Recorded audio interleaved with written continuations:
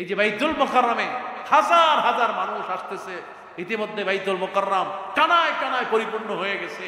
মানুষ March for Gaza, গাজার জন্য কিছুটা সময় তারা দিচ্ছে। মাতা নাসরুল্লাহ, তবে বিজয় আসবে ইনশাআল্লাহ। মুসলমান, বিজয় আসবে, এতে কোনো সন্দেহ।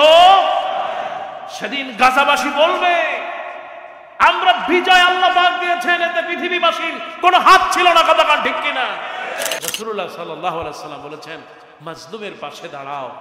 আজ পৃথিবীর সবচেয়ে বড় একটা মাজলুম দেশ, সেই দেশটার নাম কি বলেন?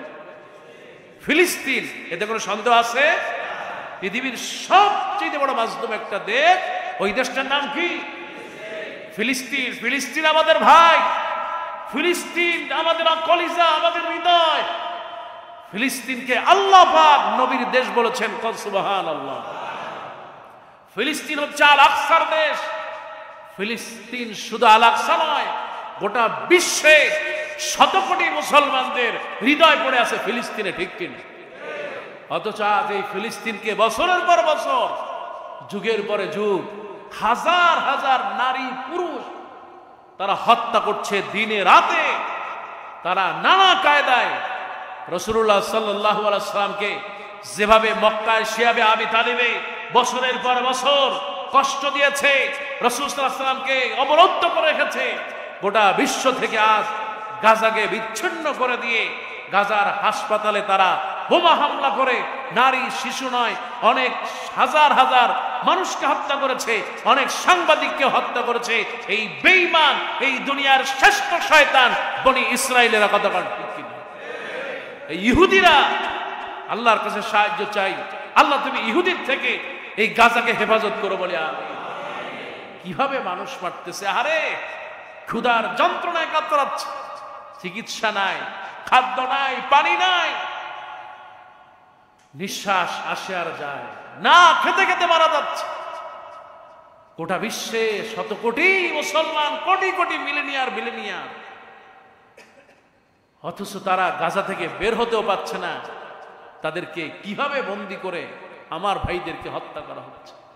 আমি যখন মিশরে ছিলাম আমি দেখেছি, আহারে মিশরে আমার ভাইরা, আমার সাথে যারা ছিল খালেদ।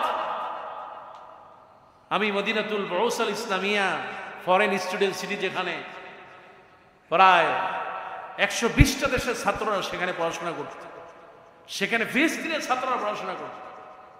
আমার সামনেই ছিল খালেদ। খালেদ যখন ফিলিস্তিনে আমার সাথে খুব বেশি কথাবার্তা হতো। আপনারাও এই মসজিদে ইরাদ থেকে কিছু পয়সা দিয়েছিলেন, আলহামদুলিল্লাহ। ওই পয়সা দিয়ে তারা সেই সময় কিছু খাদ্য খাবার মিলে ওই এলাকাবাসী খেয়েছে। কোন আলহামদুলিল্লাহ। আমরা ফিলিস্তিনি ভাইদের পাশে একটা সময় ছিলাম, এখনো আছি, আলহামদুলিল্লাহ। বলেন আলহামদুলিল্লাহ। ওই খালেদ একটা সময় আমার সাথে যোগাযোগ বিচ্ছিন্ন হয়ে যায়। পরে আমি ছিল মাহমুদ, সে আমাদের সাথে পড়তো আল হাজারে, পরে তিনি মালয়েশিয়া গিয়েছেন। আমার প্রিয় ভাই মিজানুর রহমান আজহারি ভাই সহ তারা একসাথে পড়তেন। এরপরে শুনলাম এই মাহমুদ সে গিয়েছিল ফিলিস্তিনে, তার সাথে যোগাযোগ করলাম। সে বলল এই খালেদের স্ত্রী তার 2টা বাচ্চা সহ শহীদ হয়ে গিয়েছে। কত মানুষকে তারা হত্যা করছে, আহারে বিভিন্ন কায়দায় হত্যা করছে। মাতা নাসরুল্লাহ, মাতা নাসরুল্লাহ, তবে বিজয় আসবে ইনশাআল্লাহ। মুসলমান, বিজয় আসবে, এতে কোনো সন্দেহ। সেদিন গাজাবাসী বলবে আমরা বিজয় আল্লাহ পাক দিয়েছেন, এতে পৃথিবীবাসীর কোনো হাত ছিল না। কথা কান ঠিক কিনা? বিজয় আল্লাহ দিয়েছেন, সেই দিন দেখার অপেক্ষা আছি। আল্লাহ পাক গাজাতে বিজয় দিবেন, গোটা বিশ্ব বাইতুল মুকাদ্দাসে গিয়ে নামাজ পড়বে। কথা কান ঠিক কিনা? আল্লাহ পাক তুমি কবুল করো বলি আমিন। এই গাজা আবার তার গতিতে ফিরে আসবে, আবার গাজা সবুজ শ্যামলতায় ভরে উঠবে। এই গাজার বাচ্চারা আবার বেলুন হাতে নিয়ে তারা আনন্দ করবে, ঈদ উদযাপন হবে। গোটা বিশ্বের মুসলিম উম্মাহ সেখানে গিয়ে তারা সালাম জানাবে, আহলান সালাম জানাবে। আর গোটা বিশ্ব সেদিন আল আকসা মুক্ত করে ওই আল আকসায় নামাজ পড়বে ইনশাআল্লাহ। আজকে ঠিক সেই বাংলাদেশে আজ গোটা বিশ্ব থেকে সবাই চেষ্টা করছে, কিন্তু জালেমরা তারা সরোবর জালেমরা সব এক হয়ে গিয়েছে, ঠিক কি না? আজকে ঢাকা বিশ্ববিদ্যালয়ের দিকে তাকান, ঢাকা বিশ্ববিদ্যালয়ের দিকে তাকান, ভিপি নির্বাচনে আজকে সব ইসলাম বিদ্বেষীরা ইসলামপন্থীদের বিরুদ্ধে এক হয়ে গেছে, ঠিক কিনা বুঝলেন? কিন্তু যাই হোক, বিজয় দিবেন কে? আল্লাহ পাক। বিজয় দিলে কেউ সেই বিজয় থামিয়ে রাখতে পারবে? এই বিজয় একদিন ইনশাআল্লাহ গাজাতে আসবে। আজকে এই যে জুমায় পরেই গাজার এই যে বাইতুল মুকাররমে হাজার হাজার মানুষ আসতেছে। ইতিমধ্যে বাইতুল মুকাররম কানায় কানায় পরিপূর্ণ হয়ে গেছে।